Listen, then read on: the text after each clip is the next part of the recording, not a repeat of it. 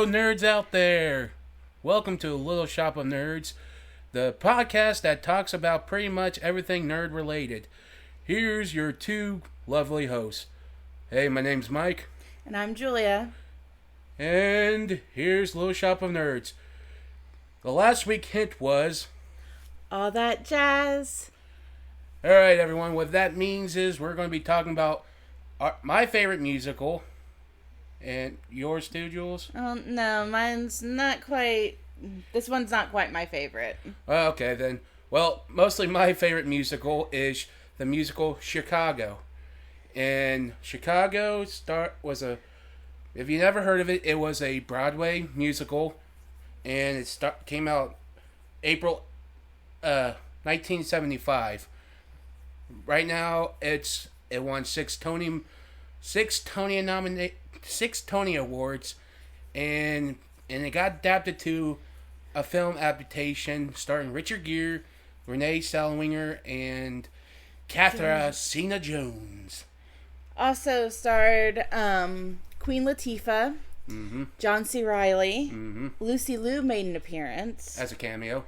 and I think that was pretty much it in the way of like a star-studded cast. And yeah, it's pretty good. I thought it was a pretty good film, but we'll get to the what we think to it till the end of the episode. But So right now, what we're going to do is we're going to be talking about the film version. Since we live in a state that doesn't hardly get Broadway musicals down here, Yeah, and so we're going to talk about the movie, and just be warned, there will be spoilers. and like I said, there are spoilers. If you haven't seen it, stop it, go on to Max, watch it, and come back. Believe me, you won't be disappointed if you watch it. Just give it a chance. And you say, well, I'm not into musical theater. Well, maybe this can be the first musical that you can watch that you can get into musical theater. So, the story of Chicago centers around a young woman who wants to be famous. And she gets involved with a guy who says that he can get her into showbiz, but he was only using her, well, he only got involved with her as a bet that he could, tap that ass. Well, pretty much he did. And pretty much how the film opens up with Catherine Zeta-Jones playing as Thelma Kelly. What happened is, before the thing with the she said, it starts with Thelma Kelly, which is played by Catherine Zeta-Jones. What happens is she killed her husband and her sister, because her and her sister was part of a showbiz act, because this showbiz act took place in the 1920s in Chicago, hence the name Chicago. But she killed because her sister was having an affair with her husband.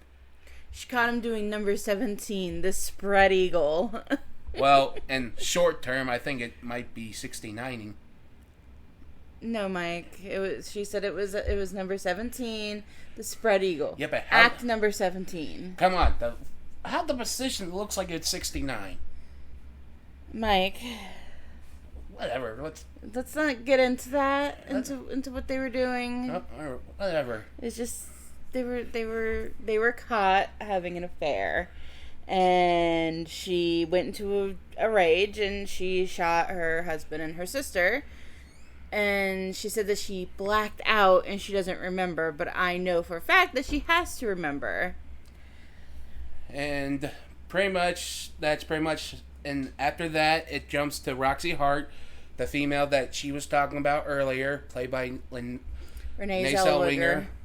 And she pretty much killed the man that she had an affair with, but she wanted to get her husband Amos to take the fall. And Amos is played by John C. Reilly.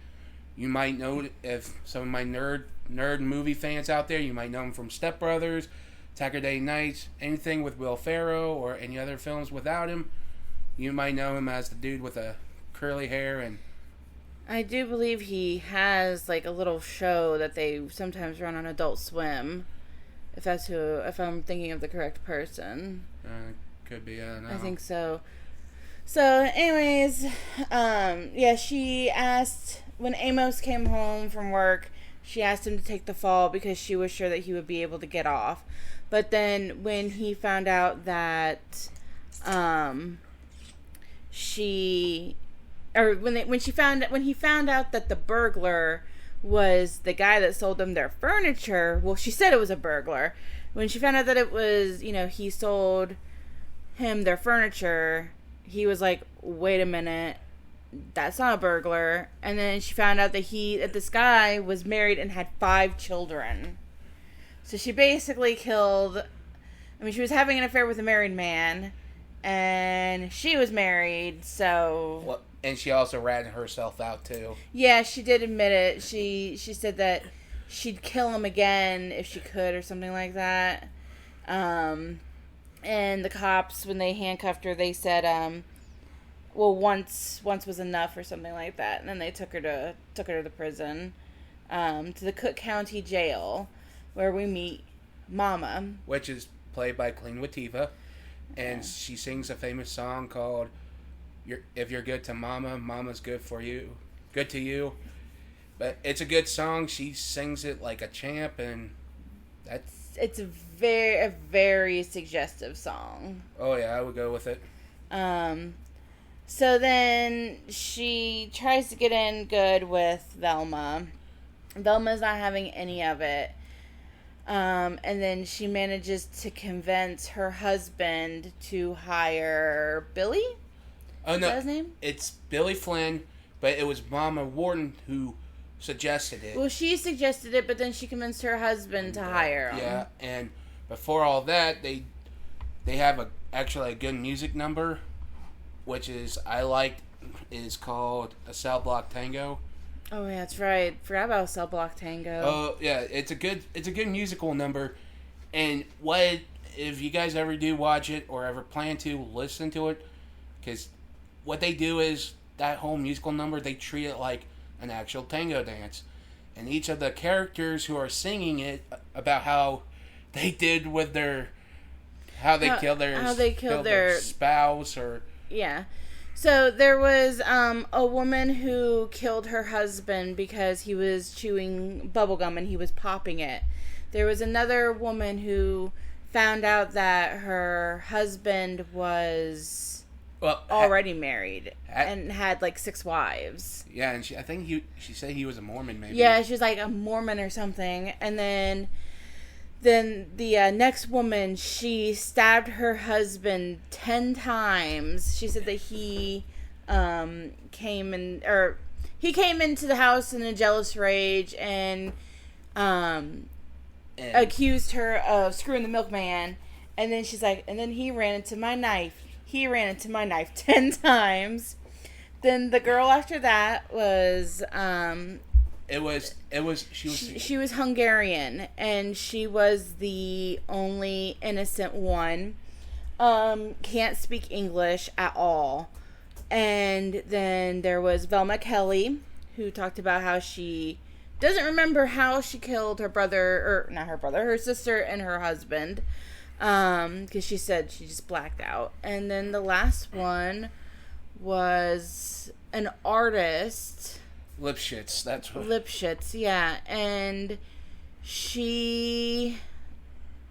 I don't remember why she killed him. Oh, I think it's... Oh, that's right. He was having an affair with different women. Different women because, artists, they like to... when they get inspired, they like to do the old in, out, in, out. Yeah. So, I need to look up something real quick because I did learn what she said in Hungarian last night. Just give us a... Just give me one moment. What did the woman... So, she did sing in Hungarian. And there are no subtitles. Which I thought that was kind of weird. Like, why would you have something that... Because, say when, an English movie comes up and they have, say, someone's in Japan, Mexico, they'll put subtitles, but they didn't do that for her. Yeah, I wonder if maybe they didn't do it for her as kind of like to keep the mystery. So basically what she says is, how did I find myself here? They say my famous lover or neighbor held down my husband and I cut his head off. But it's not true. I am innocent. I don't know why Uncle Sam says I did it. I tried to explain at the police station, but they didn't understand. So during that number, Cell Block Tango, they have them all wearing like black outfits. Black. More than black. I think it's more like a close to lingerie. They were black lingerie. I really think that they should have put the innocent girl into a white outfit, like a white lingerie. I think that's what they did. That's why they gave her with the white handkerchief. Because think every handkerchief they were doing with the song, like say they were marking where they stabbed him, shot him. You see her pulling from the neck, and you can see that handkerchief was just white. It wasn't red. It was white. Yeah, proving that she is actually innocent. Anyways, I think that they should have probably done something a little different with that, but it's, whatever. Maybe they could have just. We'll get to that later when we get that to yeah. it. So anyway, they do the Cell Block Tango. She learns about what the other woman did, and then Mama tells her about Billy Flynn. She convinces her husband to hire Billy Flynn. She did find out though before she convinced her husband that it was $5,000 to hire him. After he sings this song about how he likes to watching these women go free is his payment, which was very contradictory. Well, the song is mostly thing about I don't care. It's like only thing he cares about is love, which I think is a double. If you look at it, it's like a double negative. Mm-hmm. It means he doesn't care about love. He just cares about the money, and that's also one thing. $5,000. I can understand today's standard. If it's close to 5,000. But you would think during the 1920s, you would think it'd be close to 500. Well, I mean, look at what his office looks like. His office is very opulent. So I wonder if maybe he's been taking money from all these women and he's been getting them off. But I wonder if maybe he was born with like a silver spoon in his mouth. He could have been. So he was able to kind of like fund how he wanted his lifestyle to be, and then slowly start to get money from other women, because that's a pretty opulent office he has. And I don't know how long he has been a lawyer and he's been doing stuff like this. Well, the worst thing is, and the guy who plays Billy Flynn is Richard Gere. And let me tell you, Richard Gere cannot sing to save his life. And trust me, when he's trying to sing, he's trying to go back and forth, like he's trying to do a Chicago accent, but it sounds more like kind of like Bugs Bunny if you look at it, when he tries to sing.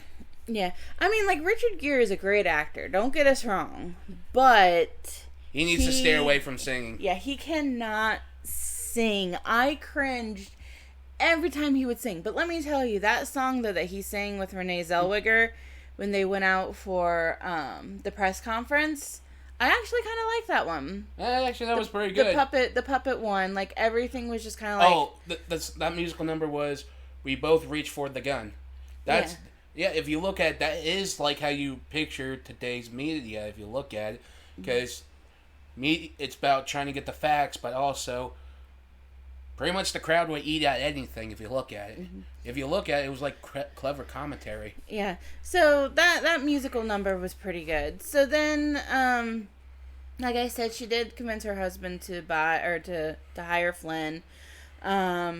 He wasn't going to do it at first because he didn't get all of the money gathered up. But then he was like, I'll go ahead and I'll take it. Take the case. And he had the idea, we can get more money by just selling her shit.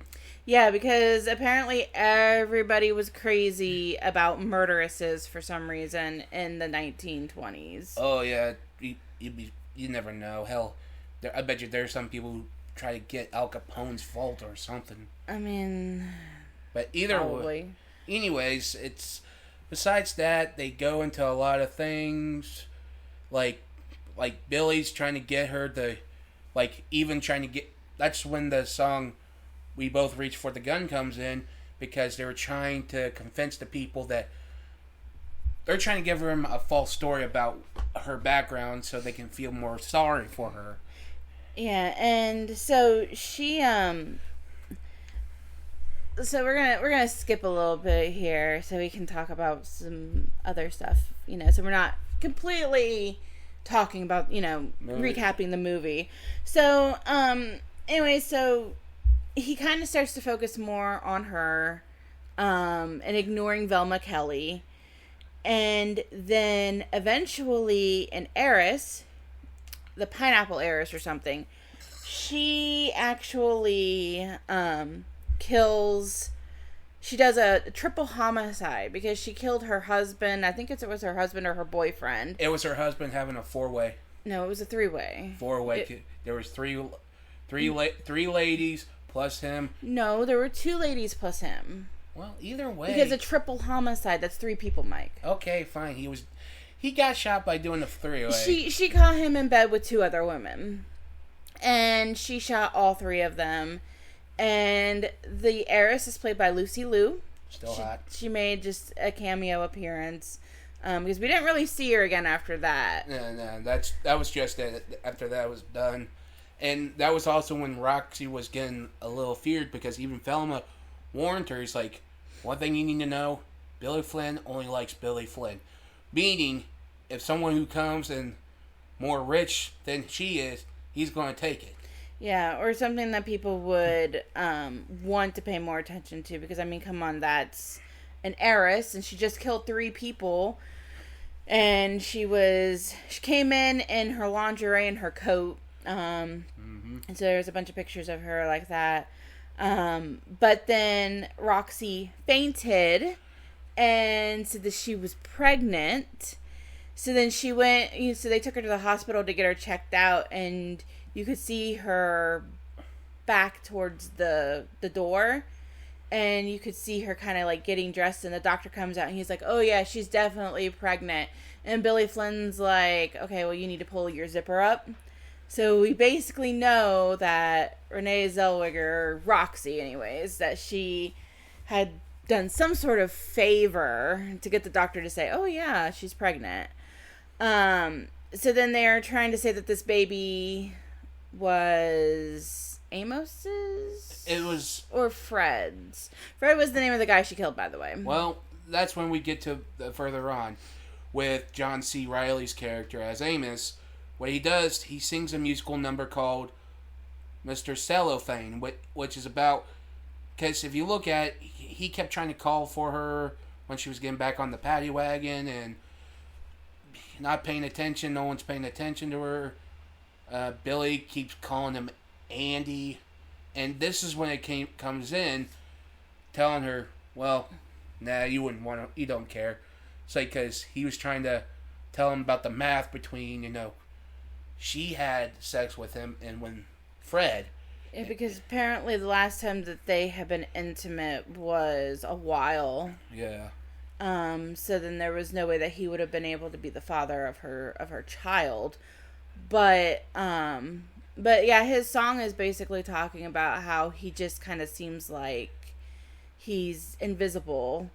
And she does have a song, and I can't remember if it's after Cellophane or before Cellophane. I think it was before, and even before the baby situation. It was called Roxy Hart. She's pretty much telling the audience, or mama, if you want to get more technical, about how she does this whole comedy spiel about her past lovers or with Amos.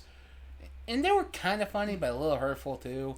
Yeah, she basically called him ugly. I don't think she really loved him. No, pretty much it was a meal ticket. Yeah. If you look at during the 1920s, if a guy had a job, it was like, let's get hitched. Well, nowadays, if a man doesn't have a job, They're still like, oh, let's get hitched. And pass life. Anyways, besides that, and why Billy said to Amos why the numbers doesn't match, because it was trying to build more to the expense for the trial, and that's when we're going to get into a little later. And that's actually up right now. And and let's get to the trial. And this is a song that Billy sings to, because Roxy's scared because she still might be guilty. Yeah, because the woman, actually before that, the woman. So they had a fight. Billy and Roxy had a fight where Roxy fires Billy, but then Billy's like, well, I quit. And then she found out that the innocent Hungarian woman was actually, she lost her appeal, and she was actually going to be put to death. So she was the first woman at Cook County to be executed, and they hung her. So they basically murdered an innocent woman because they really couldn't understand her because she could only speak Hungarian. And this is what, my opinion, I get, like, say, maybe for the song they didn't want to put subtitles in. Maybe they could just repeat what she said in the song, then put the subtitles in. Make it more like a, what the fuck just happened moment. Yeah. So she was hung, and Roxy watched her body, it was put in a casket. She, saw her body being wheeled across the grounds in a casket, to probably be buried somewhere on grounds, maybe. Yeah. So then that's when she made the decision to go ahead and follow whatever Billy Flynn told her to do, which was wear this really frumpy looking dress, and she had to learn how to knit, and she had to knit while she was on the stand and stuff like that. Pretty much what every guy should, pretty much what any guy would say during the 1920s that's really fucked up now if you said today. Yeah, so they went and, so now we get back to the trial. And he does call Amos up onto the stage. Stand, yes. And, he was like, oh, so you filed for divorce about a month ago? And he was like, well, yeah.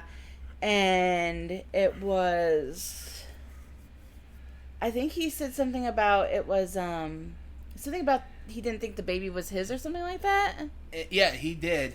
And he was trying to confuse, Billy was trying to confuse him by saying, no, you wanted to, but trying to confuse him because he didn't want to bring up what he said in the office, which, if you look at it, was a ballsy move, but it switched saying, no, Roxy would take you back if the baby was yours. It's like, and she pretty much shaked her head, and the audience were like, yeah. Yeah. So they get her up onto the stand, and he kind of starts to, she kind of just kind of forgets what she had to say. So then he just kind of starts leading her into what he wanted her to say. And then she said, like, the baby was her husband's, which, you know, at this point, there was no baby. And, she does manage to, become innocent. Or, well, they do find her innocent. Yep. And just as she was found innocent, a woman in broad daylight in front of, I do believe it was in front of the courthouse, she shot 2 men. It was, I think, her husband and a lawyer. Could have been. I think one of them was her husband. I think the other one might have been a lawyer. She just shot them in broad daylight in front of everybody. So then, of course, everybody just forgets about Roxy and goes for this woman. Well, and if you look at it, it's kind of like the symbolism of pretty much of any famous person who comes in our way. Because think, one day you could be the greatest, the next day something happens and you're kicked off to the shelf. Mm-hmm. And that happened with Velma and Roxy. And they pretty much, you see, and Roxy told Amos the only one who stayed when everyone left the courtroom. Yeah, because she was talking to Billy Flynn, and she was like, I don't understand. She goes, they didn't even take my picture. Why aren't we, why aren't we, why am I not famous? Like, it should be me. Like, I should be on top of the world right now. And he basically said something along the lines of, well, that's just how life goes. And, I mean, he got his $5,000 from Velma, and he got his $5,000 from Roxy, so he's just like, I don't care. He's like, I did what I said I was going to do. I got, I got you free. And that's not what she wanted, because she enjoyed the spotlight so much. Like, that's all she really cared about, was being in the spotlight. So then when Billy Flynn left, all that was left was Amos, and he was sticking by her, and he was like, come home now, we can raise this baby. And then she looks at him and she goes, what baby? There is no baby. And she just keeps lamenting about how she's not famous anymore.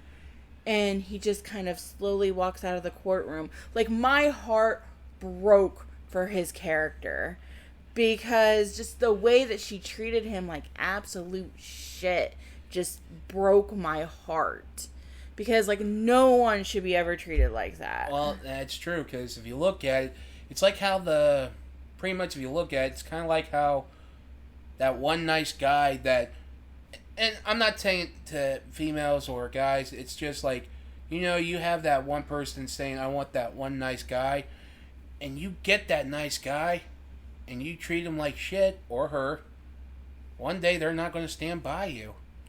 And that was pretty much the last straw for him, was he saw that she meant nothing to him, or he meant nothing to her, and it just kind of broke his heart. I could see it in his face, how sad he looked about his relationship with his wife was just gone at that point. So then after that, she's struggling to become famous. She's going to auditions and stuff like that, and nobody is wanting to hire her. So then she runs into Velma. And she said, if you work with, like, there's a theater who will hire me because if you're with me, we can try to get something good. They only wanted a duo, basically. And pretty much Roxy doesn't like Velma. And she said, well, that's a good thing then. Means we don't have to worry about some if shit hits the fan. Yeah, so then they do join together. And the last big scene of the movie was them performing on stage with a bunch of lights. And then it would show Billy Flynn. It showed Queen Latifah. Mama. I don't think it showed Amos. Amos, no, I didn't. But it did show like Billy Flynn was there, Mama was there. Everybody was cheering them on, which is basically all that Roxy ever wanted, was to be on stage, and then she finally got her wish. And same with Velma, and that's pretty much the whole movie in a nutshell. I had to say, it was actually a pretty good, decent film when Richard Gere is not singing. Trust me, he makes Russell Crowe, who sung on Misérables, he makes him a fucking decent singer. Yeah, so I actually pretty much enjoyed Chicago. I remember learning about Chicago when I was a freshman in high school. And I was a marching band. And I do believe that was the year that, it was either my freshman or my sophomore year in high school, actually, that we did it was a cops theme for a marching band. So, which means we did play Cell Block Tango. We played the Cops theme, from the show Cops. So, and we played a couple of other songs that I don't remember, but we did do a Cops theme, and Cell Block Tango was one of the songs that we played. So it's actually my favorite song from the whole entire movie, or the show anyways. So yeah, it was actually pretty decent. Well, my favorite mute songs are on there is actually All That Jazz because it's a good opening. Besides that, the Cell Block Tango, which amazing by the way with the choreography and the lightings and the display of the handkerchiefs, really, really spot on. And We Both Reach for the Gun is pretty good, decent. But I think that's pretty much my favorite songs. But I would have to say my number one favorite is actually When You're Good to Mama, when Queen Latifah is singing. It's pretty good with her background and singing and everything. She makes that moment work with her. And the one thing I like about the film, they go back and forth. Like say when they sing, you see them on stage, kind of like they're performing to an audience on the stage, which is a good visual effect on showing them, oh, pretty much life is a stage. You just have to find a way to make people entertained and perform it pretty much.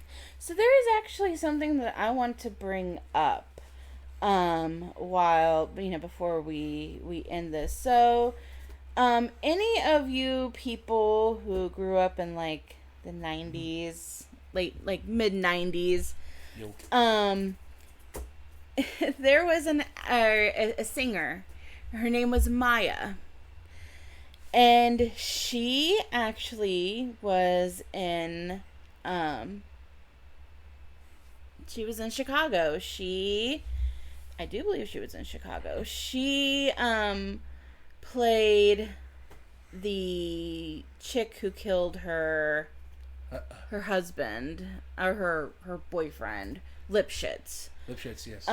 So that was her. So she also did the song for Lady Marmalade. That they had in Moulin Rouge. Which we will talk about, later. In the future, yes. But she was actually in. It was just a really small role that she had. Apparently, she has.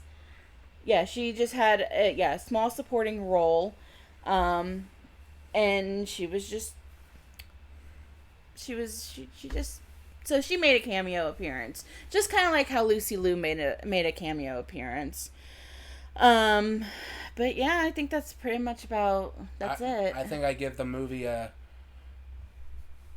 8 out of 10 because, sorry, I'm going to take a couple points off because of Richard Gere singing. His singing is kind of like Jared Leto's Joker, annoying and you don't want to hear it. Yeah, I have to agree. Richard Gere's, I have to give it an 8 out of 10 too, because Richard Gere just should not be singing at all, because he sucks ass. Good actor, but his singing sucks ass. Well, I don't know. I didn't like that film he did, A Lady and a Gentleman, or was it? Is it Lady? Okay, not all of his movies are gonna be good, but he is a great actor. Yes, he's a good actor. Some of you Richard Gere fans out there. Like my mom. My mom was a big Richard Gere fan. She absolutely loved him. Well, there's a lot of people who likes Richard Gere, and there's a lot of people who like Patrick Swayze. But all right, so far that's the end of the podcast. Podcast/YouTube episode. Give us a like and a comment, and even subscribe. Subscribe if you're not subscribed. And we have a hint for our next week episode. And it is Merlin Trials. Alright, everyone, come back from Little Shop of Nerds, and all I have to say is, feed me, Seymour. Hit it. Okay, bye guys.